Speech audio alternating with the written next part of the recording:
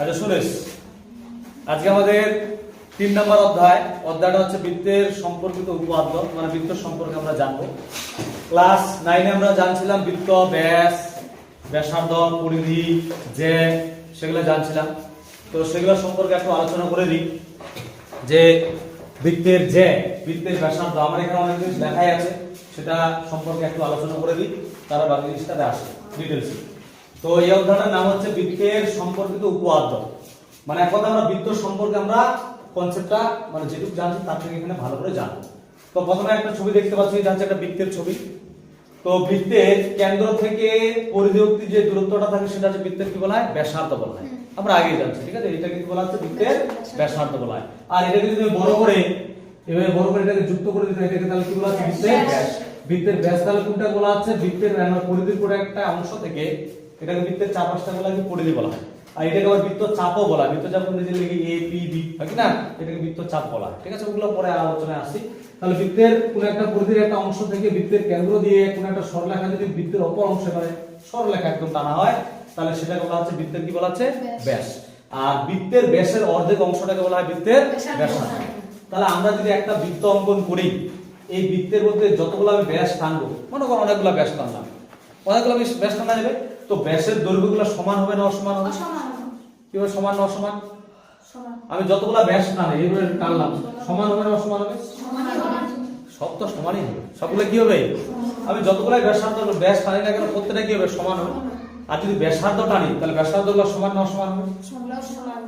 হ্যাঁ, ব্যাসার্ধ কোনটা রে? ব্যাসার্ধ হচ্ছে এই যে এখান থেকে এটুক জায়গা, এটা হচ্ছে ব্যাসার্ধ। এটাও কি সমান? যেমন আমাদের সাইকেলের স্ক্রু আছে কিনা, একটা সাইকেলের চাকার যে স্ক্রুগুলো, প্রত্যেকটা স্ক্রু তো সমান হয় কিনা? ঠিক ওরকম এটা জিনিস চিন্তা কর যে প্রত্যেকটা ব্যাসও সমান, প্রত্যেকটা ব্যাসার্ধ কি হবে? সমান। তো আমরা কতগুলা ব্যাস ব্যাসার্ধ নিতে পারবো একটা বৃত্তে? অসংখ্য। এই পয়েন্টটা লেখা আছে কি একটি বৃত্তে অসংখ্য ব্যাস বা ব্যাসার্ধ বা যে থাকে। একটা বৃত্তের কতগুলা? অসংখ্য। আমি টানতে আছি, এবার টানতে আছে, তাহলে ঢিপ কাটিপ টানতে পারবো, অগন্ত টানা যাবে, ঠিক আছে? তাহলে একটা বৃত্তের কতগুলা ব্যাস ব্যাসার্ধ পাবো? অসংখ্য, ঠিক আছে? এবার যতগুলো আমি ব্যাস টানবো বা ব্যাসার্ধ টানবো, প্রত্যেকটা ব্যাসও সমান হবে একটা বৃত্তের, আর প্রত্যেকটা ব্যাসার্ধ কি হবে? সমান হবে। এটা লেখা আছে এখানে, একটা বৃত্তের সকল ব্যাস বা ব্যাসার্ধের দৈর্ঘ্য কি হয়? সমান। তাহলে এই দুটো পয়েন্ট বোঝা গেল, 2 নম্বর 3 নম্বরটা বোঝা গেছে। আচ্ছা, এবার হচ্ছে বৃত্তচাপ তো বললাম, এই অংশটা বৃত্তচাপ বলা আছে, হ্যাঁ? আর বৃত্তের পরিধির চারপাশটা বৃত্তের অংশটা বৃত্তের কি ক্ষেত্রফল, এটা যখন আমরা পরিমিতির পাঠ করব তখন সেই জিনিসটা আমরা কি বুঝবো। তো এখানে যে জিনিসটা আমাদের এখানে লাগছে সেই জিনিসটা ভালো করে বুঝবি যে এটা হচ্ছে বৃত্তের একটা আছে কি কেন্দ্র। বৃত্তের এটা কি বলা হয়? কেন্দ্র। মানে কেন্দ্র কাকে বলা হচ্ছে? মানে যে বিন্দুটাকে কেন্দ্র করে আমরা বৃত্তটাকে বানাবো, চারপাশে টানবো, মানে আমরা এখানে বলি না রুল কম্পাসের লোহাটা এখানে যে চারপাশে গোল করি, যেটাকে কেন্দ্র করবে চারপাশে বৃত্তটা বানাবো, সেটা হলো বৃত্তের কেন্দ্র, এক কথা মিডল পয়েন্ট, ঠিক আছে? তো সেখান থেকে এটা হচ্ছে একটা সরলরেখা, কেন্দ্র থেকে কেন্দ্রগামী, এখান থেকে গেলে কেন্দ্রগামী, এখান থেকে গেলে কেন্দ্র থেকে আগত কোন সরলরেখা কোন একটা জে এর উপর, কার উপর? জে কোনটা বলা আছে সেটা তো বললাম না, জে কোনটা? জে আর ব্যাসার্ধ প্রায় একই, ব্যাসার্ধ বলছি ব্যাস প্রায় একই। ব্যাস হচ্ছে এখান থেকে শুরু করে মানে একটা পরিধির একটা অংশ থেকে শুরু কেন্দ্র দিয়ে আরেকটা অংশে যাবে, পরিধির আরেকটা অংশে যাবে, ঠিক যে ওরকম কি পরিধি কি দুটো পরিধি মানে পরিধি দুটো পয়েন্টে যুক্ত থাকবে, দুটো পয়েন্টে কি থাকবে? যুক্ত থাকবে। সেটা কেন্দ্র দিয়ে যেতে পারে, নাও যেতে পারে, কিন্তু অবশ্যই যেখান থেকে শুরু হয় শুরুটা বৃত্তের একটা মানে পরিধির একটা অংশ থেকে শুরু হবে, হ্যাঁ? আর হচ্ছে শেষটা কিন্তু বৃত্তের পরিধির একটা অংশ শেষ হবে, অবশ্য বাঁকা হলেও মানে কি হবে? সোজা হবে। তাহলে আমরা যদি যে টানি, যেগুলো কতগুলো টানতে পারবো? অনেকগুলো টানতে পারবো। আর সব থেকে যেটা বড় যে সেটা হচ্ছে বৃত্তের ব্যাস। এই যে এটা একটা যে, আমি যদি এইভাবে টানি এটা একটা যে, এইভাবে যদি এটাও কিন্তু একটা যে, আর এই কেন্দ্র দিয়ে এইভাবে যদি নিয়ে এটা একটা কি যে, তাহলে সব থেকে বড় যে কোনটা হবে? বৃত্তের ব্যাসটা হচ্ছে সব থেকে বড় যে। কি বুঝা গেল বিষয়টা? তাহলে এটা আমাদের যে বিষয়, হ্যাঁ? তো এবার যেটা জিনিস আছে, এটা এই যে একটা যে আছে, তো বৃত্তের কেন্দ্র থেকে কোনো একটা সরলরেখা যদি টানা হয়, সেই যেটার উপর সবসময় কিভাবে অবস্থান করে? লম্বভাবে অবস্থান করে। কিভাবে অবস্থান করবে? লম্বভাবে অবস্থান করবে। আর ওই যেটাকে সমদ্বিখণ্ডক করবে। সমদ্বিখণ্ডক মানে সমান দুই ভাগে ভাগ করবে, মানে এটার দৈর্ঘ্য যা হবে এটার দৈর্ঘ্য কি হবে? সমান হবে। মনে করো যদি এটার দৈর্ঘ্য যদি 10 সেন্টিমিটার, এটা কত হবে? 10 হবে। এটা যদি 4 হয়, এটা কত হবে? 4 হবে। কি বুঝা গেল বিষয়টা? এই যে প্রথম লাইনটা লেখা আছে কি বৃত্তের কেন্দ্র থেকে আগত সরলরেখা কে লম্ব ভাবে সমদ্বিখণ্ড, লম্ব মানে কি এটার উপর এটা লম্ব থাকবে, হ্যাঁ লম্ব মানে একদম এই কোণটা 90 ডিগ্রি হবে, এই কোণটা কত হবে 90 ডিগ্রি করে হবে, দুটা করে কত করা হবে 90 ডিগ্রি হবে। লম্বকে সমদ্বিখণ্ডিত করো, সমদ্বিখণ্ড মানে সমান দুই ভাগে ভাগ, লেখা হয়েছে ওডি লম্ব এবি, ওডি এবি এর উপর লম্ব, আর এডি আর হচ্ছে ডিবি কি হবে সমান, বুঝা গেছে। এবার তারপরে আমরা আসি এই 4 নাম্বার পয়েন্টে, এইটা দুই আর 3 হয়ে গেছে। 4 নাম্বার পয়েন্টে কি বলছে, কোন বৃত্তের দুটি জে এর দৈর্ঘ্য সমান হলে, এই যে একটা বৃত্ত দেখতে পাচ্ছিস, এটা একটা জে এটা একটা জে, এটার দৈর্ঘ্য হচ্ছে কি সমান, তাহলে দুটা জে এর দৈর্ঘ্য যদি সমান হয় তাহলে এরা কেন্দ্র থেকে সমান দূরত্বে অবস্থান করবে, মানে এখান থেকে এটা দূরত্ব যা হবে এখান থেকে এটা দূরত্ব কি হবে তাই হবে। এটা যদি বিপরীত পাশে না একই পাশে থাকতো তাহলে এই যেটা এটার উপরেই থাকতো না, আমি বোঝানোর জন্য শুধু আলাদা পাশে দিছি, এদিকেও তো হতে পারতো, তাহলে কি এটার যে দৈর্ঘ্য ওটার দৈর্ঘ্য সমান হতো, তাহলে কি হতো এখান থেকে এটা দূরত্ব আর এখান থেকে দূরত্ব কি হবে সমান হবে, তাহলে বলা যায় এখান থেকে এটা দূরত্ব যদি 4 সেমি হয় এখান থেকে এটা দূরত্ব কত হবে 4 সেমি হবে।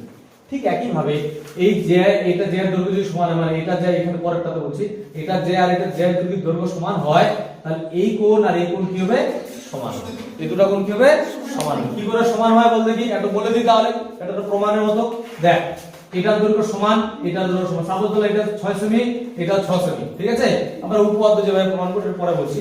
তো দেখ এটা আছে বৃত্তের ব্যাসার্ধ, এটা বৃত্তের ব্যাসার্ধ, এটা বাহুর দৈর্ঘ্য সমান এটা বাহুর দৈর্ঘ্য সমান, তার মানে কি এই কোণ আর এই কোণ কি হবে সমান হবে, হবে না? আবার মনে করে যে এটা বাহুর দৈর্ঘ্য এটা বাহুর দৈর্ঘ্য সমান, তার মানে কি হবে এটা কোণ আর এটা কোণ কি হবে সমান হবে, তাহলে এটা কোণের মান যদি যা হয় এটা কোণের মান তাই হবে, তাহলে এই দুটো মনে করো সাপোজ ধর এটার মান 50 ডিগ্রি এটার মান কত হলো 50 ডিগ্রি, তাহলে একই ভাবে এটার মান কত 50 এটারও কত 50, তাহলে ত্রিভুজের তিনটা কোণের সমষ্টি কত 180, 180 থেকে যদি 50 50 100 বাদ দিই তাহলে কি পড়ে থাকবে 80, কারণ এটা কোণের মান হবে কত 80। ঠিক একই ভাবে এটা 50 50 কত 100, 180 থেকে যদি 100 বাদ দিই কত পড়ে থাকবে 80, তাহলে এটা কোণ কি হবে সমান, মানে এটা প্রমাণ যদি করতে বলে তো প্রমাণ করতে পারে ডাইরেক্ট, এরকম যদি কন্ডিশন থাকে তাহলে ডাইরেক্ট যে দুটো দৈর্ঘ্য সমান হলে কেন্দ্রে কি কোণ উৎপন্ন করবে সমান কোণ উৎপন্ন করবে। তোদের যে এমসিকিউ যখন করব প্রথম কোশ্চেনটা এটা কোশ্চেন, হ্যাঁ আচ্ছা তারপরে চলে আসি আমরা 5 নাম্বার, এই জিনিসটা তো বলে দিলাম আগে। 5 নাম্বার হচ্ছে কি কোন একটা বৃত্তের দুটা জে সেটা সমানও হতে পারে অসমানও হতে পারে, যেরকম এরকম করব যদি কেন্দ্রের বিপরীত পাশে অবস্থান করে, মানে বিপরীত পাশে এটা কেন্দ্র একটা যে এইদিকে আছে আর একটা যে এইদিকে আছে, তাহলে বলবো যে দুটোর মধ্যে দূরত্ব কি হবে, এই যে যে দুটো আছে তাদের মধ্যে দূরত্ব কি হবে, কি করে বের করব, দেখ সাপোজ ধর এখান থেকে দূরত্ব 4 সেমি হলো, এখান থেকে দূরত্ব 3 সেমি হলো, তাহলে এদের মধ্যে দূরত্ব কত হবে, তার মানে এটা কি করতে হবে যোগ করতে হবে, তার মানে যদি যে দুটো যদি সমান্তরাল যে বৃত্তের বিপরীত পাশে অবস্থান করে তাহলে তাদের মধ্যবর্তী দূরত্ব কি করে বের করতে যোগ করে বের করতে হবে। ঠিক একই ভাবে যদি ওই যে দুটো একই পাশে অবস্থান করে কেন্দ্রের কি একই পাশে অবস্থান করছে, সাপোজ ধর এখান থেকে এটা দূরত্ব 4 সেমি এখান থেকে এটা দূরত্ব 3 সেমি, তাহলে এই দূরত্বটা কত হবে 4 - 3, এটা 4 এটা হচ্ছে 3, তাহলে এটা কত হচ্ছে 1 সেমি। কি বুঝাচ্ছে বিষয়টা? এইভাবে তোমাদের এই জিনিসগুলো করতে হবে, হ্যাঁ আচ্ছা তারপরে আমরা আসি, বুঝা গেছে এই জিনিসগুলো লেখা আছে সবার, আর একটু নিয়ম আপনাদের একটু জেনে নে তাহলে বিষয়টা আরো ক্লিয়ার হবে।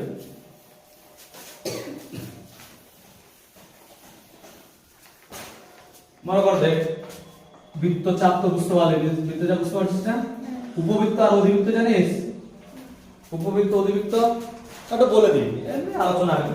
মনে কর এটা বৃত্তটা আছে বেশিরভাগ অংশ, মনে কর একটা অংশ আছে এই বেশিরভাগ এটা অংশ আছে, এই বেশিরভাগ অংশটা হলো অধিবৃত্ত, আর এই কম অংশটা গেলে উপগ্রহ, নাম শুনিস না উপগ্রহ, মানে গ্রহের কি রে গ্রহের চাপ আছে অবশ্যই সেটা পরিমাণটা ছোট হবে, ঠিক এরকম জিনিস। আর বৃত্তচাপ কি মনে কর যেটা নাম দিলাম এ পি বি, তাহলে এটা হচ্ছে বৃত্তচাপ বলা আছে, তাই না এই জিনিসটা।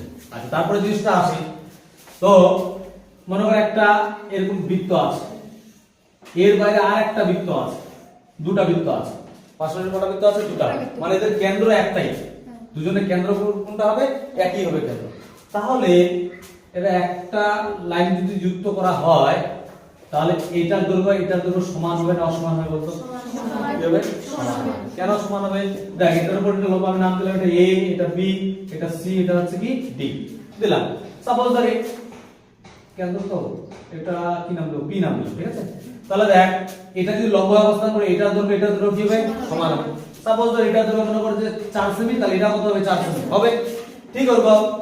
এই বাহুটার এবির উপর ওপি লম্ব, তারপরে এখান থেকে এটার দৈর্ঘ্য আর এখান থেকে দৈর্ঘ্য কি হবে সমান হবে, তাহলে এটা ধরলাম এটা 10 সেমি, এখান থেকে এটা কত 10, মানে এপি হচ্ছে 10 সেমি ধরলাম, আর এখান থেকে পিবি তাহলে কত হবে?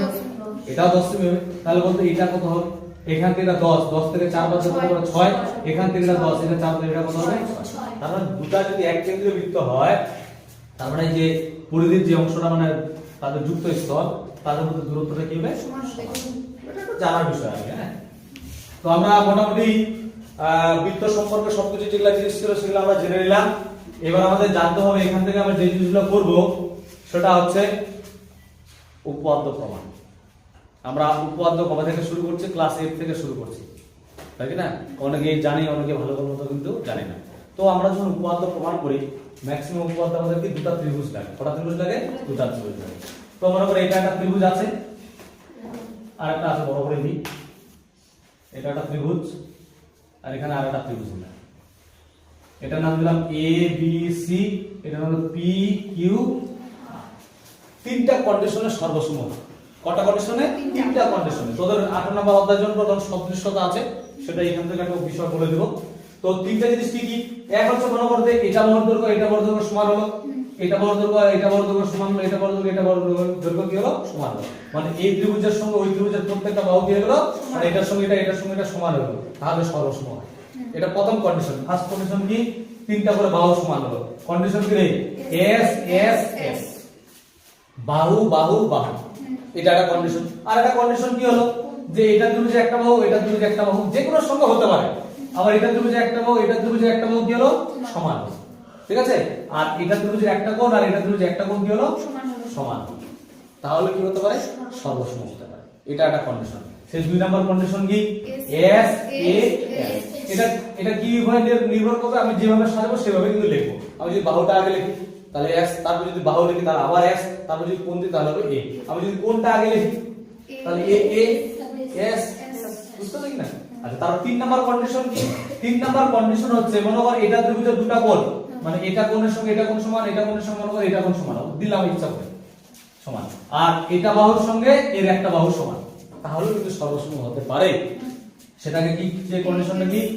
এ এস এ, এটা কন্ডিশন। আর একটা কন্ডিশন আছে রাইট হ্যান্ড সাইড, আর এইচ এস, তাই কি? সেটা 4 নম্বর কন্ডিশন, আর এইচ এস, এটা কন্ডিশন রে।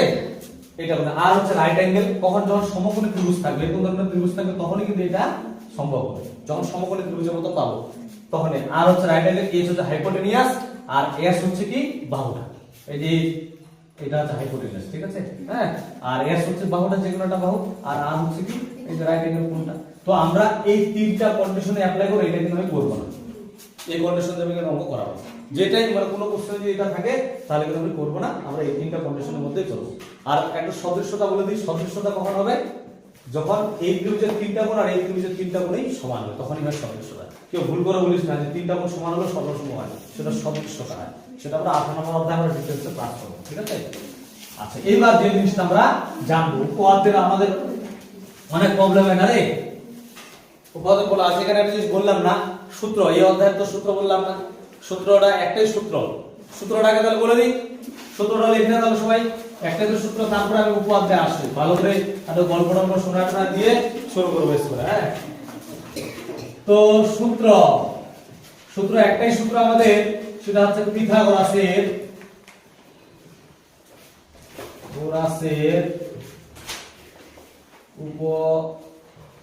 উপপাদ্যটি হবে। কিরে পিথাগোরাসের উপপাদ্য কিরে? অতিভুজ স্কয়ার রে, অতিভুজ স্কয়ার ইকুয়াল টু লম্ব স্কয়ার প্লাস ভূমি স্কয়ার। এরকম অবশ্যই এটা কোন ধরনের ত্রিভুজের ক্ষেত্রে প্রযোজ্য হয় রে? সমকোণী ত্রিভুজ। অন্য কোন ত্রিভুজের ক্ষেত্রে কিন্তু এটা হবে না, অবশ্যই সমকোণী ত্রিভুজ হতেই হবে, নাহলে কিন্তু এই পিথাগোরাসের উপপাদ্য অ্যাপ্লাই কিন্তু আমাদের হবে না। ঠিক আছে?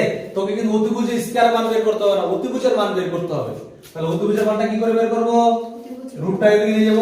তাহলে কি করব? অতিভুজ ইকুয়াল টু রুট লম্ব স্কয়ার প্লাস ভূমি স্কয়ার। পাশে একক লিখতে হবে, এখানে না লিখলে এখানে লিখতে হবে। হ্যাঁ, দেখো, ঠিক আছে? তারপর হচ্ছে 3 নাম্বার আছে, একটু বুঝে নে তো, তারপর লিখিস, আগে বুঝে নে। দেখ এদিকে, দেখ কোটা টাকা, এটা অতিভুজ, এটা হচ্ছে লম্ব, এটা হচ্ছে ভূমি। এই তিনটা বাহুর মধ্যে সবচেয়ে বড় বাহু কি হয়? যখন অনেকের প্রবলেম যে কোন ক্ষেত্রে যোগ হবে আর কোন ক্ষেত্রে বিয়োগ হবে, অনেকে মনে রাখতে পারবেন, তার জন্য বলছি এটা সবচেয়ে বড় বাহু। বড় বাহুটা যখন বের করব তখন যোগ করব, আর যখন এই ছোট বাহুগুলো বের করব তখন কি করব, বিয়োগ করব। বড় বাহুটা যখন বের করব তখন লম্বর সঙ্গে কি ভূমি যোগ করব, আর যখন লম্ব বের করব অতিভুজ থেকে ভূমি বাদ দেব, যখন ভূমি বের করব তখন অতিভুজ থেকে লম্ব বাদ দেব। তাহলে এটা মনে রাখবেন যেন গন্ডগোল না করে। কারণ আমরা যতগুলো উপপাদ্য অধ্যায় করব, বেশিরভাগ অধ্যায় মনে করি 3 নম্বর অধ্যায়, তার 7 নম্বর অধ্যায়, 10 নম্বর অধ্যায়, সব অধ্যায় কিন্তু এটাই সূত্র, একটাই সূত্র কিন্তু, হ্যাঁ এই সূত্র দিয়েই করতে হবে বেশিরভাগ অঙ্কে। তাহলে এবার দেখ আমি যদি লম্ব বের করি, দেখলে আমি আগে স্কয়ার করছি না, ডাইরেক্ট লম্ব, তাহলে লম্বটা ওদিকে, তাহলে এই ভূমিটা এদিকে আসবে, অতিভুজ থেকে একাকে বাদ দিতে হবে, ভূমিকে বাদ দিতে হবে। তাহলে কি লিখব, লম্ব ইকুয়াল টু রুট কি হবে, অতিভুজ স্কয়ার মাইনাস ভূমি স্কয়ার পাশে একক। কি বুঝা গেল? আমি কিন্তু স্কয়ারটা দিলাম না এখানে, হ্যাঁ ডাইরেক্ট রুট করলাম, কারণ আমাদের মান বের করব লম্ব, লম্ব স্কয়ার মান বের করতে হয় না, লম্ব দিয়ে হয়ে যাবে। তারপর 4 নাম্বার আমি যদি বের করি ভূমি, কি বের করব, ভূমি মানে ভূমিটা বার করব, এটাকে এদিকে নিয়ে আসছে, এটা প্লাস এদিকে আসলে মাইনাস হবে, অতিভুজ থেকে লম্ব বাদ দেব, তাহলে ভূমি ইকুয়াল টু রুট কি হবে, অতিভুজ স্কয়ার মাইনাস লম্ব স্কয়ার পাশে একক। আচ্ছা এখানে কোশ্চেন কেউ বললি না, এখানে প্লাস মাইনাস কেন হলো না? আগে তো বলছিলাম প্লাস মাইনাস ছিল, এখানে আবার প্লাস মাইনাস কেন দিলাম না? কারণ এটা তো দূরত্ব বোঝাচ্ছে, দূরত্ব তো সবসময় ধনাত্মক ঋণাত্মক হয়, সেজন্য কিন্তু নিয়ম মাফিক কিন্তু প্লাস মাইনাস দিতে হয়। প্লাস মাইনাস কেন দিলাম না? যেহেতু আমাদের দূরত্ব, সেজন্য কি দূরত্ব তো ধনাত্মকই হবে, সেজন্য কিন্তু প্লাস মাইনাস দিলাম না। কি বুঝা গেছে? এটা আমরা 8 করছি, 9 8 না 9 এ করছি, 10 এ তো প্রথম অধ্যায়ে করছি কি না? আচ্ছা হলো, এইবার আমরা জানবো হচ্ছে উপপাদ্য। উপপাদ্য কি করে প্রমাণ করতে হয়, ঠিক আছে? হচ্ছে লেখা হবে,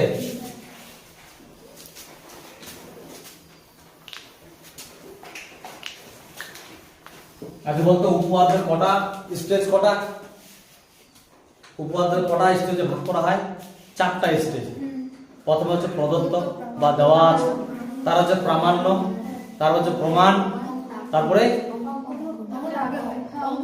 অঙ্কন আগে হয়, তারপরে কি হয়, প্রমাণ। মানে প্রদত্ত, প্রামাণ্য, অঙ্কন, প্রমাণ। কিন্তু কোন কোন ক্ষেত্রে অঙ্কনটা হয়। কোন কোন ক্ষেত্রে হবে না? যে ক্ষেত্রে ত্রিভুজটা অলরেডি দেওয়াই থাকবে সেই ক্ষেত্রে কিন্তু হবে না, আমাকে কন্ডিশন থেকে বুঝতে হবে অঙ্কন করতে হবে কি করতে হবে না, ঠিক আছে? প্রথম স্টেপ ভালো করে বুঝবি, প্রদত্ত। জানিস প্রদত্ত, প্রামাণ্য, অঙ্কন, প্রমাণ এগুলো আলাদা করে ব্যবহার করে দেখতে ভালো লাগে, হ্যাঁ? প্রদত্ত বা দেওয়া আছে একই জিনিস। তো এবার এটা করার আগে যারা আমরা মানে আমার যেগুলো পুরানো স্টুডেন্ট আছিস 8 9, যারা পড়ছে 8 9, তারা তো জানিসই, মানে নতুনদের জন্য একটু বলে দিচ্ছি গল্পটা, ঠিক আছে? তারপর টাইম নিয়ে গল্পটা শুনি, যারা পুরাতন তারা মনে রাখবে, এমনি তো তোদের আছে যারা নতুন তাদের জন্য একটু ভালো করে মনোযোগ দিয়ে শুনবি। এই জিনিসটা যদি মাথায় রাখিস তাহলে আশা করা যায় উপপাদ্যে প্রবলেম হবে না। তো দুজনকে দিয়ে বলি, তো মানে আমাদের কি বলতে গিয়ে আমাদের খারাপ জিনিসটা বেশি মনে থাকে, খারাপ উদাহরণ দিয়ে বুঝাচ্ছি, ঠিক আছে? হাসাহাসি করিস না, হ্যাঁ? তো সোনার জিন্নিফাকে দিয়ে বলি। তো একটা কোশ্চিন দিল, মনে হয় আমি কোশ্চিন দিলাম, যে কোশ্চিনটা বলা হলো কি, যে সোহানা আর জিন্নিফার বাড়ি যদি একই জায়গা হয় তাহলে তাদের শ্বশুর বাড়ি একই জায়গা হবে, ঠিক আছে? কি সোহানা আর জিন্নিফার বাড়ি যদি একই জায়গা হয় তাহলে তাদের শ্বশুর বাড়ি কোথায় হবে? একই জায়গা হবে। এটা কোশ্চিন দিল, ঠিক আছে? তো এখানে আমাকে বুঝতে হবে প্রদত্ত জিনিসটা কি। বললো সোহানা আর জিন্নিফার বাড়ি একই জায়গায়, এই যে প্রথমে যে কথাটা বললো বা কোশ্চিনটা দিল সেটাই কিন্তু প্রদত্ত। কি বুঝা গেল? প্রথম মানে কোশ্চিনের প্রথমে যে অংশটা থাকবে সেটাই হচ্ছে কি প্রদত্ত। তাহলে আমি কি লিখবো? প্রদত্ত বা এটা আছে, তো কি লিখবো? কি সোহানা লিখবে এস, আর হচ্ছে ও হচ্ছে কি কাছে জে লিখবে, জে বাড়ি একই জায়গা, নাকি একই জায়গা। বাড়ি কোন লেখা যায়? মানে এস এর বাড়ি এইভাবে লেখা যায়, এস এর বাড়ি ইকুয়াল টু জে এর বাড়ি, না রে?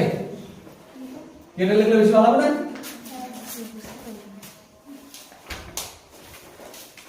কি বুঝা গেল? ভালো করে লাইন টু লাইন বুঝবি কিন্তু বিষয়টা। তো প্রদত্ত দিয়ে কি লিখলাম? এস এর বাড়ি আর জে এর বাড়ি ইকুয়াল টু দিছি মানে এদের দুজনের বাড়ি সমান মানে দুজনের বাড়ি একই জায়গায় ঠিক আছে। তারপর আমাকে পরের লাইন করতে হবে কি প্রামাণ্য। প্রামাণ্য বা হচ্ছে প্রমাণ করতে হবে যে কি প্রমাণ করতে বলছে কি বলছে কোশ্চেনটা যে ওদের বাড়ি যদি একই জায়গা হয় তাহলে ওদের শ্বশুর বাড়ি কি হবে একই জায়গা। এটা তোকে দেখাতে হবে। তাহলে কি লিখবো এস এর সবাড়ি রে বাড়ি আর হচ্ছে জে এর সবাড়ি মানে সমান শ্বশুর বাড়ি ঠিক আছে বুঝে নিস আমি লিখলাম হ্যাঁ। আচ্ছা এইবার তাহলে আমাদের প্রথম গেল প্রদত্ত মানে এটা নিচে হয়ে গেছে তারপর হচ্ছে প্রামাণ্য গেল এটা। এবার আসবো হচ্ছে আমরা অঙ্কন কি আসবো অঙ্কন। যদি অঙ্কনের প্রয়োজন হয় তাহলে আমরা অঙ্কনটা করব, যদি প্রয়োজন না হয় তাহলে অঙ্কন আমরা করব না। কিন্তু এই ক্ষেত্রে কি প্রয়োজন আছে দুজন ব্যক্তি তো নাম বলে দিয়েছি তবে প্রয়োজন পড়বে না, তাহলে এই ক্ষেত্রে আমাদের অঙ্কনের প্রয়োজন পড়ছে না। এবার তারপর কি করব প্রমাণ ঠিক আছে।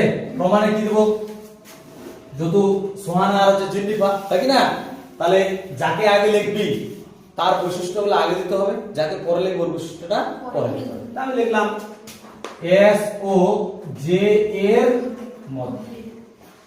আমি সর্বসময় কখন বলতে পারবো তিনটা জিনিস সমান করতে। এদের দুজনের মধ্যে কটা জিনিস সমান দেখা যাবে তিনটা জিনিস সমান দেখা যাবে। তাহলে কিন্তু আমি বলতে পারবো যারা সর্বসময় যদি সর্বসময় হয় তারপরে বলতে পারবো যে এদের শ্বশুর বাড়ি একই জায়গায় হতে পারে। মানে ওদের একটা মনের মিল, কথার মিল, ব্যবহারের মিল, অন্যান্য মিল যদি থাকে অন্তত কটা মিল হতে হবে তিনটা মিল হতে হবে। তাহলে বলা যাবে যে এদের শ্বশুর বাড়ি কি হবে একই জায়গায় হতে পারে ঠিক আছে। তাহলে দেখ কি কি এদের তোয়া বলে এদের কি কি মিল দুজনে বাড়ি একই জায়গায় কোশ্চেনে প্রথমে বলে দিয়েছে। তাহলে কি লিখবো প্রথম এস এর বাড়ি ইকুয়াল টু জে এর বাড়ি। তুমি বুঝে আছেন না রে কথা বলো। আর কটা লাগবে আর দুটো লাগবে বল এদের মধ্যে আর দুটো বৈশিষ্ট্য কি হতে পারে হ্যাঁ একই স্কুলে পড়ে দুজনে কথা পড়ে। তাহলে এস এর স্কুল জে এর আচ্ছা গেল দুটো জিনিস হলো। আর একটা একই ক্লাসে পড়ে হ্যাঁ এটা হবে এস এর ক্লাস আর হচ্ছে না জে এর ক্লাস দুজনের রোল নাম্বার কি একই ও দুটো সেকশন আছে সো রোল নাম্বার একই। আচ্ছা ঠিক আছে অত কিছু দরকার নেই আমার কয়টা লাগবে তিনটা। আচ্ছা এই জায়গাটা এবার ভালো করে বুঝিস এখানে যে জিনিসটা ভুল হয় আমি যখন এই সর্বসম প্রমাণ করে যদি তিনটা বৈশিষ্ট্য লিখি মানে সমান বৈশিষ্ট্য লিখি তখন ভুল করেও কেউ এই বৈশিষ্ট্যটা এখানে ঢোকাবে না। এখানে ঢোকালে সঙ্গে সঙ্গে জিরো পাবে সঙ্গে সঙ্গে ক্রস হয়ে যাবে। তুই যতক্ষণ না সর্বসম প্রমাণ করবি ততক্ষণ তুই প্রামাণ্যের বিষয়টা এখানে লিখতে পারবি না। অনেকে বলে দেয় ওটা তো বলে দিচ্ছে তাহলে ওইটাই লিখে দিই দুজনের শ্বশুর বাড়ির সমান বলা যাবে না। আগে সর্বসম প্রমাণ করব তারপরে কিন্তু কথাটা বলতে হবে। আমি তিনটা জিনিস কি দিচ্ছি এস এর বাড়ি আর জে এর বাড়ি সমান, তারপরে এস এর স্কুল আর জে এর স্কুল সমান, তারপরে এস এর ক্লাস আর জে এর ক্লাস সমান মানে একই ক্লাস ঠিক আছে। তিনটা জিনিস সমান হয়ে গেল আমি কিন্তু এই বৈশিষ্ট্য এখানে ঢুকাইছি কি ঢুকাইনি। যখনই তিনটা হয়ে গেল তখনই বলবো কি এস সর্বসম জে। আর যখন এটা হয়ে গেল তখনই বলবো কি এস এর সবাড়ি মানে শ্বশুর বাড়ি ইকুয়াল টু জে এর সবাড়ি মানে শ্বশুর বাড়ি সমান। কি বুঝা গেছে এটা হচ্ছে বেসিক কনসেপ্ট। হ্যাঁ এটা বললাম না এই গল্পটা বলার উদ্দেশ্য যেন একটু মনে থাকে। এদিকে যদি ভুলে যাস বা কারো যদি প্রবলেম হয় তোরাও বুঝাই দিতে পারবি এইভাবে বুঝাই দিবি। এবার এই কোশ্চেনটা যদি উল্টায় উল্টাটাও শিখি কারণ এখানে যে তোদের 32 আর 33টা উপপাদ্য আছে একটা এইভাবে সিধা আছে একবার উল্টা ভাবে আছে তো দুটাই আমরা এইভাবে বুঝি। তো বললো কেরকম যে সোহান আর জিন্নিফার শ্বশুর বাড়ি যদি একই জায়গায় হয় তাহলে তাদের বাড়ি একই জায়গায় উল্টা। তাহলে চেঞ্জ কি হবে প্রদত্তটা চেঞ্জ হবে। কি লিখবে এখানে প্রদত্ত দিয়ে যে সোহান আর শ্বশুর বাড়ি আর জে এর শ্বশুর বাড়ি এক। তাহলে প্রামাণ্যে কি লিখবো এস এর বাড়ি আর জে এর বাড়ি কি সমান এটা দেখেন। এবার প্রমাণে চলে আসবো দুজনের নাম লিখলাম নাম লিখে কি করব এস এর শ্বশুর বাড়ি কিন্তু এবার লিখবো। কেন লিখবো কারণ এটা তোমাকে দেখাতে বলিনি আমার অন্য কিছু দেখাতে বলছে। এস এর শ্বশুর বাড়ি আর জে এর শ্বশুর বাড়ি সমান তারা দুজনে একই স্কুলে পড়ে দুজনের একই ক্লাসে পড়ে আর হয় দুজনে সাইকেল নিয়ে স্কুল যায় না রে। তারপর হচ্ছে কি দুজনের রোল নাম্বার একই অনেক কিছু হয়। যখন হয়ে গেল তখন বললো সর্বসম যখন সর্বসম হয়ে গেল তখন বললো এদের দুজনের বাড়ি কোথায় একই জায়গায়। এই কনসেপ্টটা পেলে বোঝা গেল বিষয়টা। এই জিনিসটা একটু মাথার মধ্যে রাখতে হবে, বুঝা গেছে? এবার আমরা চলে আসি উপপাদ্যে চলে আসি। উপপাদ্যের আগে আমাদের করার আগে কিছু শর্ট কোশ্চেন আছে, সেই শর্ট কোশ্চেনগুলো করে নিই। আমি বলছি তোরা খালি খাতার মধ্যে লিখে নিবি, আমি বলছি না বোর্ডে, হ্যাঁ তোরা লিখে নে, তারপরে আমি উপপাদ্যে আসি। হ্যাঁ 52 পেজ বের করে সবাই, 52 পেজ, কোশ্চেন দেখি 3.1, খালি অ্যানসারটা লিখিস, বাকিটা ওটা পরে করে নিস। কি বলছে, এক একটা তো করার দরকার নেই, ওটা এমনি ছবি দেওয়া আছে, ওটা বুঝতে পারছি। কি বলছে, 2 এর একটা শুরু করছি আমি। শূন্য স্থান পূরণ করতে হবে। একটি বৃত্তে ড্যাশ বিন্দু আছে, কতগুলা বিন্দু আছে? অসংখ্য। এই যে আমি চিন্তা করি, এই যে অসংখ্য বিন্দু কিন্তু আছে, একটা বিন্দু কতগুলা বিন্দু আছে? অসংখ্য। তাহলে প্রথম অ্যানসারটা কি হবে আমাদের? 2 এর 1 নাম্বারটা অসংখ্য। 2 এর 1 নাম্বারটা অ্যানসার হচ্ছে কত? 2 এর 1 অসংখ্য। ঠিক আছে? তারপর হচ্ছে 2 এর 2 নাম্বার, পেজ নাম্বার কত? পেজ নাম্বারটা বলে যে একটু, পেজ নাম্বারটা হচ্ছে 52 পেজে 2 এর থেকে শুরু করছি। হ্যাঁ তারপরে কি বলছে পরের কোশ্চেনটা, বৃত্তের বৃহত্তম যে, একটু আগে বললাম না বৃত্তের বৃহত্তম যে কোনটা রে? ব্যাস। তাহলে 2 নাম্বারটা অ্যানসার কি হবে? ব্যাস। তারপরে 3 নাম্বার, 3 নাম্বার কি বলছে, যে বৃত্তাকার ক্ষেত্রকে দুটি ড্যাশ বিভক্ত করে বৃত্ত অংশে। ওই যে বললাম অধিবৃত্ত আর উপবৃত্ত বললাম না একটু আগে, তাহলে কটা অংশ বিভক্ত করছে? দুটো অংশ যে বিভক্ত করছে সেটা কি বলা হয়? বৃত্তাংশ বলা হয়। কি লিখবো? বৃত্তাংশ হবে। হ্যাঁ বৃত্তাংশে, বৃত্তাংশে কটা? দুটো বৃত্তাংশে বিভক্ত করছে। তারপরে 4 নাম্বার কি বলছে, বৃত্তের সকল ব্যাস ড্যাশ বিন্দু হবে। কোন বিন্দু হবে? মূল বিন্দু হবে, কেন্দ্র বিন্দু হবে। বললাম না একটু আগে, কোথায় হবে? মানে এদিক থেকে দেখতে গেলে কেন্দ্র হবে, এদিক থেকে গেলে কেন্দ্র থেকে বিপরীত দিকে আসছে। তাহলে কি লিখবো?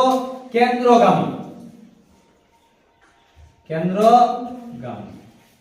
তারপর 5 নাম্বার কি বলছে, দুটি বৃত্তাংশ সমান হলে তাদের বৃত্তচাপ দুটির দৈর্ঘ্য ড্যাশ হবে। কি হবে? সমান হবে। বৃত্তচাপ যদি সমান হয়, বৃত্তচাপ বললাম না রে, মানে প্রত্যেকটা বৃত্তচাপ কিন্তু আলাদা হয়। যদি একই ধরনের বৃত্তচাপ বলে, মানে এর বৃত্তচাপ একই, ওর বৃত্তচাপ একই, তাহলে সেই বৃত্ত দুটোকে একই ধরা হয়। বৃত্তচাপ যদি এক হয়, তাহলে সেই বৃত্ত দুটো কি ধরা হবে? একই ধরা হবে। তাহলে কি হবে? কি হবে তাহলে রে? সমান। কি হবে? সমান। তার পরের কোশ্চেন, পরেরটা কি বলছে,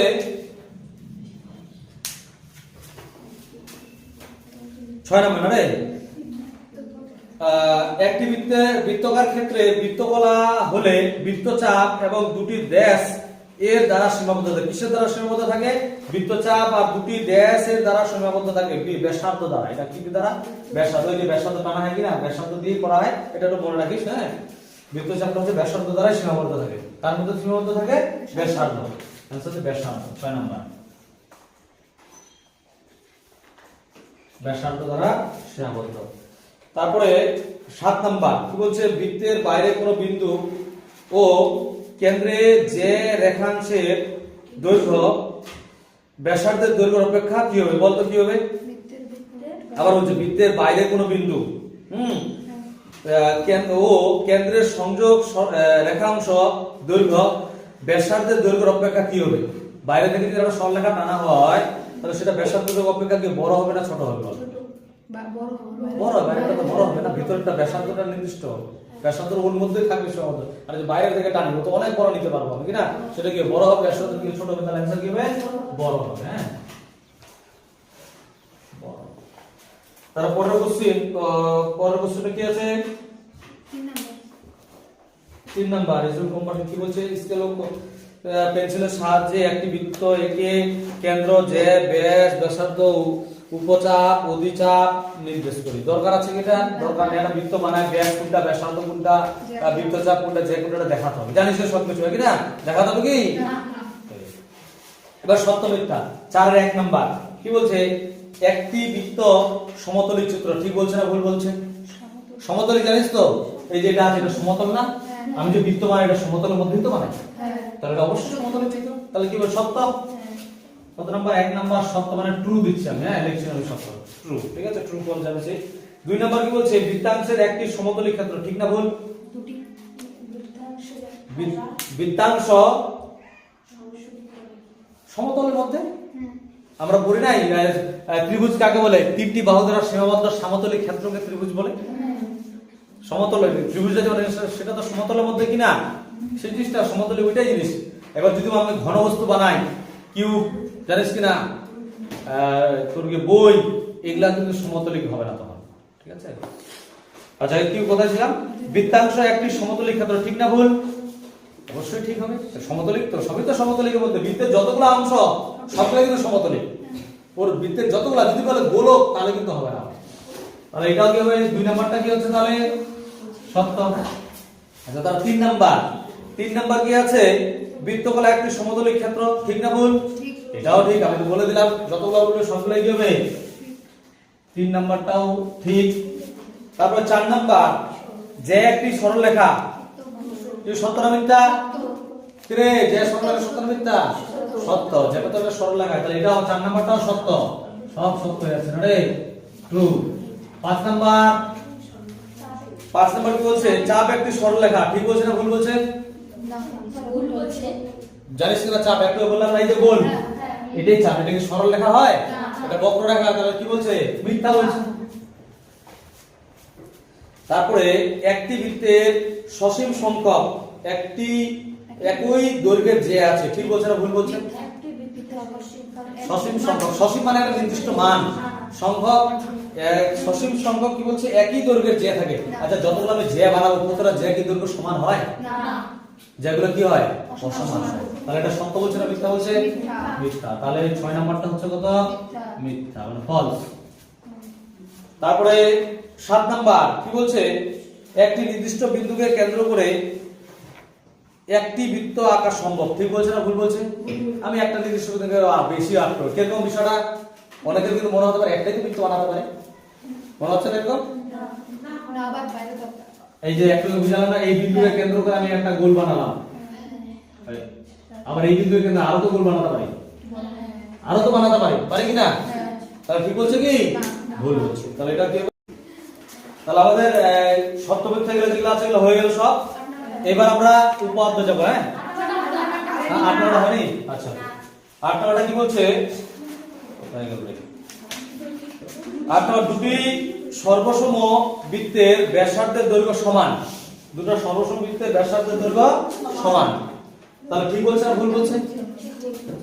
একটা বুঝালাম না যে দুটো যদি সর্বসম হয় তাহলে কি হবে? ওর ব্যাসার্ধ গুলো সমান হবে না অসমান হবে?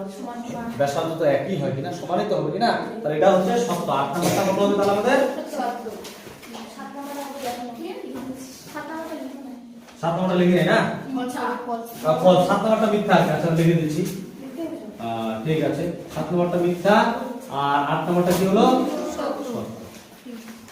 এটা ট্রু হয়েছে। তাহলে আমাদের সত্য মিথ্যা। এবার আমরা চলে যাব উপপাদ্য 32। ভালো করে বুঝবি, তাহলে বিষয়টা ক্লিয়ার হয়ে যাবে।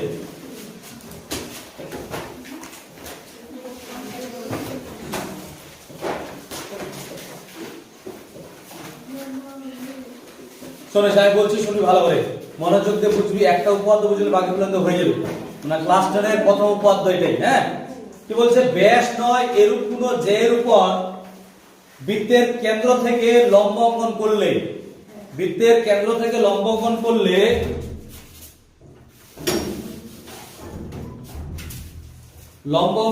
ওই লম্ব যেটিকে সমদ্বিখণ্ডিত করে। আবার বলছি, ব্যাস নয় এরূপ কোন যে এর উপর, ভালো করে বুঝিস এটা বিষয়, একটু বড় করে সুন্দর করে বলি। হ্যাঁ আচ্ছা, ব্যাস ব্যাসার্ধ কার থাকে রে? ত্রিভুজের না বৃত্তের? তাহলে অবশ্যই বৃত্ত বানাতেই হবে আমাকে। এই একটা বৃত্ত, ব্যাস নয় এরকম কোন যে, এরকম ধরলাম ব্যাস তো মানে কেন্দ্র, এটা ব্যাস মানে ব্যাস হলো এদিক দিয়ে যাবে কি ওই দিক দিয়ে না, ব্যাস নয় এরকম একটা কোন যে, আমি বললাম এই একটা হচ্ছে যে। ব্যাস নয় এরকম কোন যে এর উপর বৃত্তের কেন্দ্র থেকে লম্ব অঙ্কন করলে, বৃত্তের কেন্দ্র থেকে কি অঙ্কন করতে হবে? লম্ব। এখান থেকে লম্ব টানবো, মানে এটা ও দিলাম, লম্বটা কি নাম দিই রে? ডি নাম দিই রে। লম্ব অঙ্কন করলে ওই লম্ব যেটিকে সমদ্বিখণ্ডক করবে। এই যে লম্ব আছে, লম্বটা এই যেটাকে কি করবে? সমান দুই ভাগে ভাগ করবে, এই কথাটাই বলছে। তাহলে আমরা একটু আগে কি বললাম? যে প্রদত্ত মানে কোশ্চেনের প্রথমে যেটা বলবে, কোশ্চেনের প্রথমে যেটা বলবে সেটা হচ্ছে কি প্রদত্ত। কোশ্চেনের প্রথমে কি বলছে, ব্যাস নয় এরূপ কোন জের উপর বৃত্তের কেন্দ্র থেকে লম্ব অঙ্কন করলে, মানে কি একটা ব্যাসের কথা বলছে, মানে ব্যাস বলছে জে এর কথা বলছে, আর একটা কেন্দ্র থেকে একটা লম্ব অঙ্কন করার কথা বলছে, হলে কি হবে এই জেটা কি করে সমদ্বিখণ্ড করে এটা দুটো কি হবে সমান হবে, এটা তোকে দেখাতে হবে। তাহলে কোশ্চেনের প্রথমে যেটা সেটা হচ্ছে প্রদত্ত। তাহলে প্রদত্ত লিখলাম, ভালো করে বুঝিস রে। প্রদত্ত দিয়ে কি লিখবো দেখ, মানে কোশ্চেনটা যে আছে, কোশ্চেনে আমি যেখানে ও লিখলাম, এ লিখলাম, বি লিখলাম, ডি লিখলাম, কোশ্চেনে কোথাও ও এ বি এগুলো আছে? আমি আমার মতো করে লিখলাম। তাহলে এরকম ধরনের যদি নতুন করে তুই কোনো কিছু লিখিস তাহলে অবশ্যই তোকে ধরে লিখতে হবে, বুঝা গেল? এবার আমি লিখলাম এ বি দিয়ে লিখলাম, কারণ হচ্ছে না আমি এ বি দিয়ে লিখবো না, আমি পি কিউ আর দিয়ে লিখবো, সেক্ষেত্রে সেটাও করতে পারিস তোদের ব্যাপার, কিন্তু আপাতত আমি বুঝাচ্ছি তো ওই হিসেবে কর। তো বুঝে বুঝে জিনিসটা করতে হবে। তো কি করবো, ধরি অবশ্যই দিব, ধরি ও কেন্দ্র বৃত্তের, অবশ্যই ও কেন্দ্র, অবশ্যই আগে বৃত্তটা আসছে, আগে বৃত্ত আসছে না আগে যে আসছে রে, আগে বৃত্ত আসার জন্য আগে ওটা নিলাম। ধরি ও কেন্দ্রীয় বৃত্তের এ বি জে এর উপর ওডি লম্ব অঙ্কন করলাম, এটা আমার মতো করে লিখলাম, বুঝতে পারলে কি না? আমি কি লিখলাম, ধরি ও কেন্দ্রবৃত্তের এবি জে এর উপর ওডি লম্ব অঙ্কন করলাম। বা তোরা আলাদা ভাবে লিখতে পারিস, আলাদা কি লেখা যায়, যে ধরি ও কেন্দ্রবৃত্তের এবি একটি জে বলছে, আর অনেক ভাবে লেখা যায়, অনেকে ভাবে প্রদত্ত মানে কোশ্চেনে যেটা মানে যেটা করতে আছে সেটাই লিখতে ওরকম কোনো ব্যাপার নেই কিন্তু, হ্যাঁ। তো এরকম ধরি ও কেন্দ্রবৃত্তের এবি একটি জে, এবি জে এর উপর ওডি একটি লম্ব টানলাম, এভাবেও তুই লিখতে পারিস। কি কথা বুঝা গেছে? তো আমার ইচ্ছা হলো আমি এইভাবে লিখলাম, ক্লিয়ার বিষয়? তুই ভাবিস না যে বইতে পারে একটু আলাদা আছে, আমি লিখলাম আমার মনে হলো ওই জন্য। আচ্ছা, এটা হলো প্রদত্ত। এবার হচ্ছে করবো হচ্ছে কি প্রামাণ্য।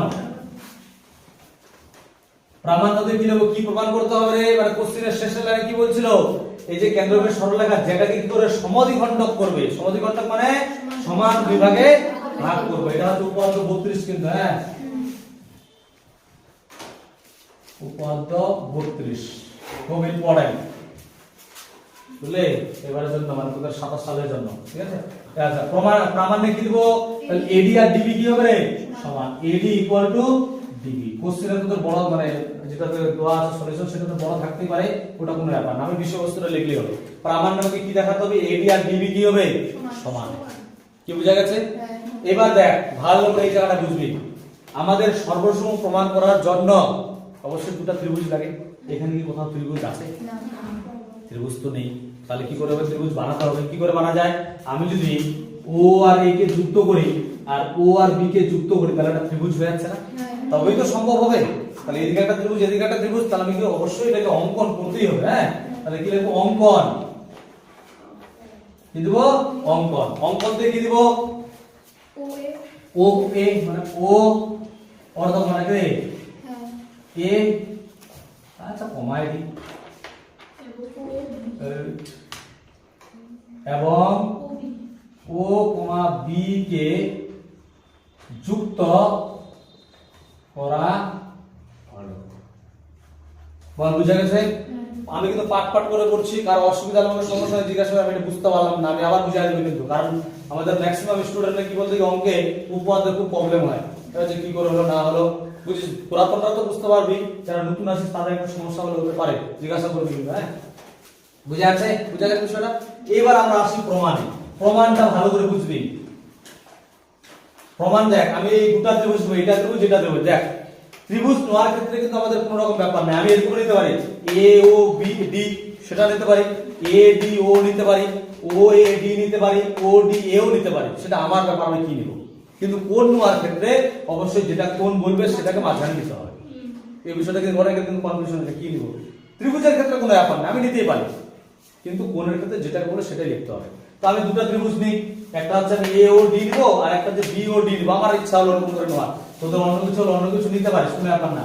লিখবো ত্রিভুজ এ ও ডি ও ত্রিভুজ বি ও ডি এর মধ্যে আমাকে সর্বসম প্রমাণ করার জন্য কটা জিনিস সমান দেখাতে হবে, তিনটা জিনিস সমান দেখাতে। তিনটার মধ্যে কি বলছে রে, কি কি সমান বলছে, একটা তো লম্ব বলে দিয়েছে, এখানে লম্ব বলে দিছে না, লম্ব বলে তো এটা কোন 90 ডিগ্রি অবশ্যই হবে, হবে তো? মানে এটা 90 ডিগ্রি তো কোশ্চেন আগে বলেছে, একটা তোমরা পেয়ে গেছো অলরেডি, তোমরা পরে লিখবো। আচ্ছা কি কি জিনিস সমান হয় আগে বুঝে নে ভালো করে। এই দুটো ত্রিভুজ আমি কি কি সমান নিতে পারবো? আমাকে প্রমাণ করতে বলছে AD = DB, এটা এটা। এখানে কিন্তু ভুল করে এই তিনটা যে সমান দেখাবো সেখানে কিন্তু এই জিনিসটা যেন না আসে, আসলেই জিরো, একদম উপপাদ্য খতম হয়ে যাবে, বুঝতে পারলে কি না? এটা বাদে অন্য যে কোনো তিনটা যেটা এই কন্ডিশনের মধ্যে আছে সেই তিনটা জিনিস তোকে এখানে দিতে হবে। একটা কি হয় বলতো, এই যে OA আর OB আছে, আচ্ছা তো এটার দৈর্ঘ্য আর এটার দৈর্ঘ্য কি হবে? সমান। কারণ একটা নির্দিষ্ট বৃত্তের এটা তো ব্যাসার্ধ না, মানে একটা বৃত্তে আমরা যতগুলা ব্যাসার্ধ টানবো প্রত্যেকটা ব্যাসার্ধ কি হবে? সমান হবে। তার মানে এটার দৈর্ঘ্য যা হবে এটার দৈর্ঘ্য কি হবে? তাই হবে। তাহলে আমি একটা প্রথম কি করছি, OA না AO লিখব রে, OA = OB সমান। কেন সমান হলো? যেহেতু একই বৃত্তের এটা ব্যাসার্ধ, একই বৃত্তের কি ব্যাসার্ধ, সেই জন্য কি হলো OA আর OB টা কি হলো? আচ্ছা শুনিস, তারপর হচ্ছে কি OA আর OB টা সমান হচ্ছে, কেন সমান হচ্ছে? একই বৃত্তের ব্যাসার্ধের জন্য এই দুটো কি হচ্ছে? সমান হচ্ছে। হ্যাঁ হলো। তারপরে কি করা যায় বল দেখি, আমাদের কোশ্চেনে প্রথমে বলে দিয়েছে এটার উপর এটা কি টানা আছে? লম্ব। কি টানা আছে? লম্ব। লম্ব মানে এটা কোণ কি হবে? সমান, এবং হচ্ছে কি 90 ডিগ্রি। তাহলে কি হবে বল দেখি, দেখ এই কোণটা উল্লেখ করে কি করে লেখা যায় বলতো?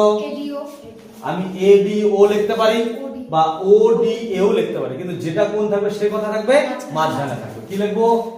ADO = কোণ, এই কোণটা লিখবো, মানে এই কোণটা কি হবে? BDO। কি লিখবো? BDO সমান। কেন সমান? কারণ কেন রে, তুই লিখলে প্রত্যেকের সমকোণ এটাও লেখা যায়, দুভাবে লেখা যায়, প্রত্যেকের সমকোণ সেটাও লেখা যায়, বা লেখা যায় হচ্ছে কি বলতে কি, যেহেতু OD AB এর উপর লম্ব, এটাই লিখি না রে, OD লম্ব AB, সেই কারণে হচ্ছে কি এটা কোণ সমান, মানে দুটো কোণ কত করে হবে? 90 ডিগ্রি করে হবে। আচ্ছা আরেকটা জিনিস, এই যে OD টা হচ্ছে কিভাবে, কেন সাধারণ ভাবে বলা হয়? দুটার মধ্যে, সাধারণ মানে যেটা হচ্ছে দুজনের মধ্যে থাকে, এর মধ্যে থাকবে, এর মধ্যে যেটা থাকবে সেটা বলা হচ্ছে কি সাধারণ কমন। মানে এদিক থেকে দেখতে গেলে এদিক থেকে এই ত্রিভুজের যে চিন্তা করি, এটার মান যদি সাপোজ ধর 4 সেমি, এই ত্রিভুজের ক্ষেত্রে দেখতে গেলে এটা কত? 4 সেমি। আবার আমি এদিক থেকে একটা চিন্তা করি, তাহলে এটার মান কত হবে? 4 সেমি। তাহলে জিনিসটা তো একই, এদিক থেকেও 4 সেমি, ওই দিক থেকেও 4 সেমি, মানে দুজনের কি কমন জিনিস, মানে এরও 4 এরও 4 সমান সমান হচ্ছে, এটাকে কি বলা হয়? সাধারণ। তাহলে কি লিখবো? OD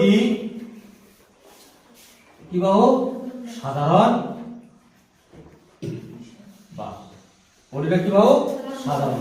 দেখ এবার তিনটা জিনিস হয়ে গেল, অনেকে লিখতে পারে OD = OD লিখে তো কেটে যাবে, কিনা ওই জন্য লেখা হয়। অনেকে ভাবে এগুলা ইকুয়াল টু দিলে এখানে দিলাম না, আর এটা এই OD = কেটে যাবে, কিনা ওই জন্য কি ডাইরেক্ট OD হচ্ছে কি বাহু? সাধারণ বাহু। ঠিক আছে, যখন এই তিনটা জিনিস সমান হয়ে গেল তখন কি বলবো রে? সুতরাং ত্রিভুজ AOD সর্বসম ত্রিভুজ BOD। আমি যেটা লিখছি এখানে এটাই লিখবো, তখন কিন্তু আর চেঞ্জ করিস না, এখানে AOD লিখছিস পরে এখানে DOA লিখছিস, এটা কিন্তু করিস না, এখানে যেটা তুই লিখবি সেটাই লিখবি না। হ্যাঁ কি সর্বসম কি লিখবো এখানে? কি লিখতে হয়? সর্বসমতার প্রথমে কি বাহু নিচ্ছি, সেজন্য কি হবে? S, তারপরে কি নিচ্ছি? কোণ নিচ্ছি, মানে অ্যাঙ্গেল মানে A, তারপর আবার বাহু নিচ্ছি S শর্তানুসারে, সর্বসমতার SAS শর্তানুসারে। আর যখনই সর্বসম হয়ে গেল তখন আমি কি বলতে পারবো? AD আর DB কি হবে? সমান। সুতরাং AD = DB কেন সমান হলো? পাশে বলে দেব কি সর্বসম ত্রিভুজের যে অনুরূপ বাহু, কি অংশ লেখে অবশ্য, হ্যাঁ ওটা বলবো না, বাহুর জন্য বাহু হলো, কোণ হলে কোণ লিখতাম। কি বুঝা গেল? আবার বলছি, প্রথমে হচ্ছে কি আমাদের প্রদত্ত মানে কোশ্চেনে যেটা দেওয়া আছে, কোশ্চেনে কি বলছে? একটা বৃত্ত বলছে, বৃত্তের হচ্ছে কি ব্যাস এরকম কোন যেরকম বৃত্তের কোন কেন্দ্রকে সরলরেখা হয় যেটাকে কি সমদ্বিখণ্ডক করবে। তাহলে প্রদত্ত দেখি লিখলাম, ধরি ও কেন্দ্রবৃত্তের AB এর উপর OD লম্ব অঙ্কন করা হয়েছে, ঠিক আছে? আরো লেখা যায় OD লম্ব AB, আরো কিছু লিখতে পারতাম, আমি লিখি নাই, তো যদি লেখার ইচ্ছা তাহলে লিখতে পারিস। কি লিখতে পারিস? OD লম্ব AB, এটা পাশে লিখে দিতে পারিস, তোর যদি লেখার ইচ্ছা লিখে দিলাম, ঠিক আছে? আচ্ছা লিখে দিলাম। তারপর হচ্ছে তোকে প্রামাণ্য কি দেখাতে হবে? যে কোশ্চেনে বলেছে এটাকে সমদ্বিখণ্ডক মানে এটার দৈর্ঘ্য কি হবে সমান, তাহলে কি লিখলাম AB কি লিখলাম DB, এটা সমান লিখে দিলাম। তারপরে দেখ এটা তো বলেনি, এই যে আমি যুক্ত করেছি এটা কিন্তু বলেনি কোশ্চেনে প্রথমে, সেজন্য আমি কি করলাম OA আর OB টাকে কি করলাম যুক্ত করে দিলাম, ঠিক আছে। তারপরে হচ্ছে কি বলতে কি আমি এটা ত্রিভুজ আর এটা ত্রিভুজ দিচ্ছি, কি কি জিনিস সমান হচ্ছে, এটা বড় দৈর্ঘ্য সমান হচ্ছে। তারপর হচ্ছে কি যেহেতু লম্ব বলছে তারপর এটা 90 ডিগ্রি এটা 90 ডিগ্রি মানে এই কোণ আর এই কোণ সমান হচ্ছে। আর হচ্ছে OD হচ্ছে কি সাধারণ বাহু। যখন এই তিনটা জিনিস সমান হয়ে গেল তখন বলো ত্রিভুজটা কি সর্বসম, আর যখন সর্বসম হলো তখনই বলতে পারো কি এটা বড় দৈর্ঘ্য এটা বড় দৈর্ঘ্য কি সমান। বুঝা গেছে? কার কোনো কোশ্চেন? ক্লিয়ার বিষয়?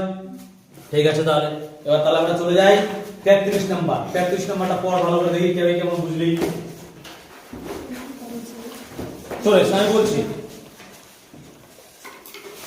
প্রমাণ করি যে ব্যাস নয় এরূপ কোন যে, মানে আগের মতোই ব্যাস নয় এরূপ কোন যে কে যদি বৃত্তের কেন্দ্রগামী কোন সরলরেখা মানে বৃত্তের কেন্দ্র থেকে কোন সরলরেখা সমাধিখণ্ডক করে, বৃত্তের কেন্দ্রগামী কোন সরলরেখা সমাধিখণ্ডক করে, তাহলে ওই সরলরেখা ওই যে এর উপর লম্ব হবে।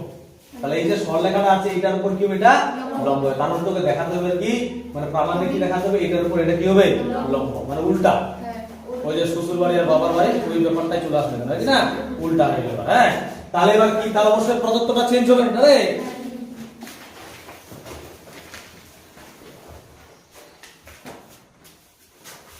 আচ্ছা, তাহলে প্রদত্ত লিখি। তাহলে কি হবে, ধরি, অবশ্যই ধরি হবে, কারণ ABC কিছু ধরি হবে, কেন তাহলে AB যে একটু চেঞ্জ হবে। বইটাও তো লিখতে পারিস, বই কি আছে, আচ্ছা বইটা শুনে কি কি আছে, বইটা লেখা যায় ধরি ও কেন্দ্রবৃত্তের ব্যাস নয় এরূপ একটি যে AB এবং AB DAB এর মধ্যবিন্দু আছে, বইটার মধ্যে লিখে রে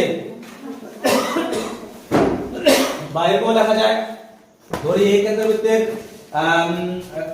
ধরি ও কেন্দ্রবৃত্তের AB একটি যে এবং AB যে এর মধ্যবিন্দু D, সেটাও লেখা যায়, তাই না। আর হচ্ছে কি বলা যায় যে লম্ব তো আমি বলতে পারো লম্ব দেখাতে হবে, তাহলে কি ধরি ও কেন্দ্রবৃত্তের AB একটি যে এর মধ্যবিন্দু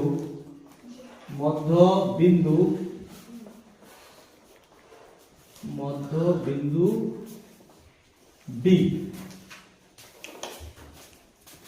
আর লেখা যায় এবং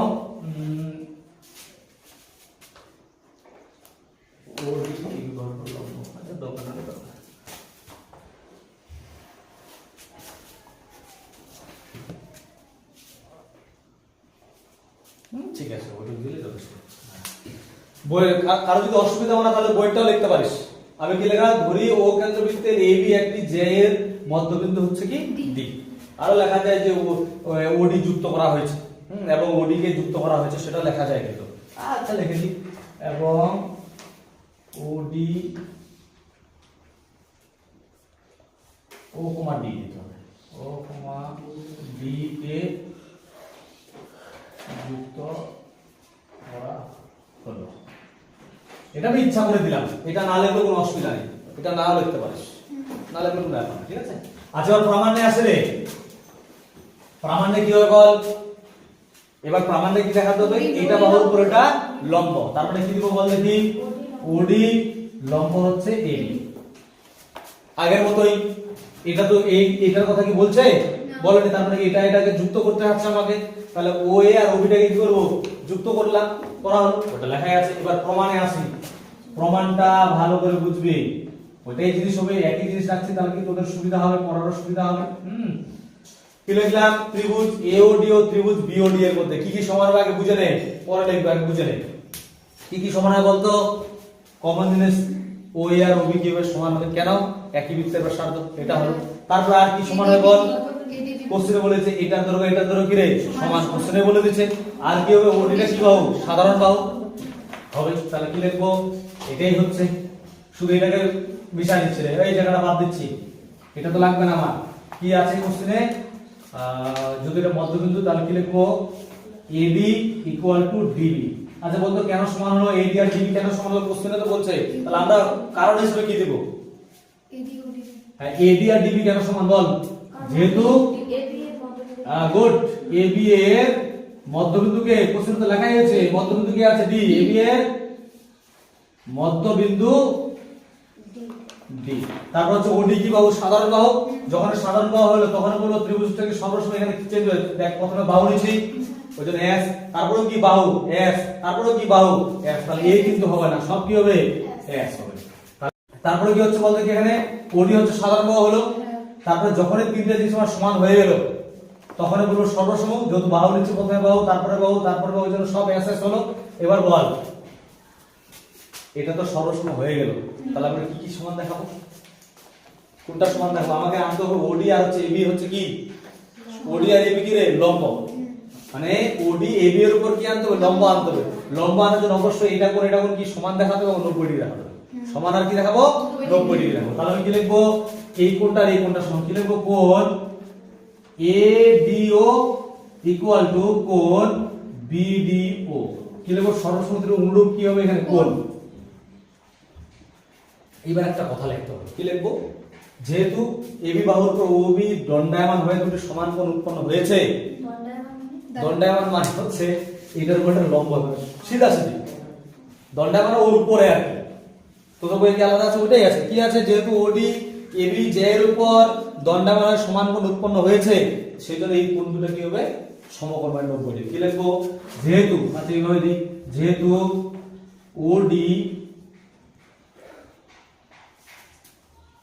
বাহুর, আচ্ছা এবি বাহুর উপর ওডি দণ্ডায়মান, এইভাবে লিখে, যেহেতু এবি বাহুর উপর ওডি দণ্ডায়মান হয়ে দুটি সমান কোণ উৎপন্ন করেছে, তাই করেছে। সুতরাং চিহ্নই দিই। সুতরাং কি লিখবো? কোণ ADO ইকুয়াল টু কোণ BDO। কি হবে? তোদের বই আছে সমকোণ, এক সমকোণ মানে কিন্তু 90 ডিগ্রি। আমি চেঞ্জ করতে কি লিখছি? 90 ডিগ্রি। যখন এটা হয়ে গেল তখন সুতরাং কি বলবো? OD লম্ব হচ্ছে কার উপর? AB এর উপর। OD কার উপর লম্ব হবে? AB এর উপর লম্ব হবে।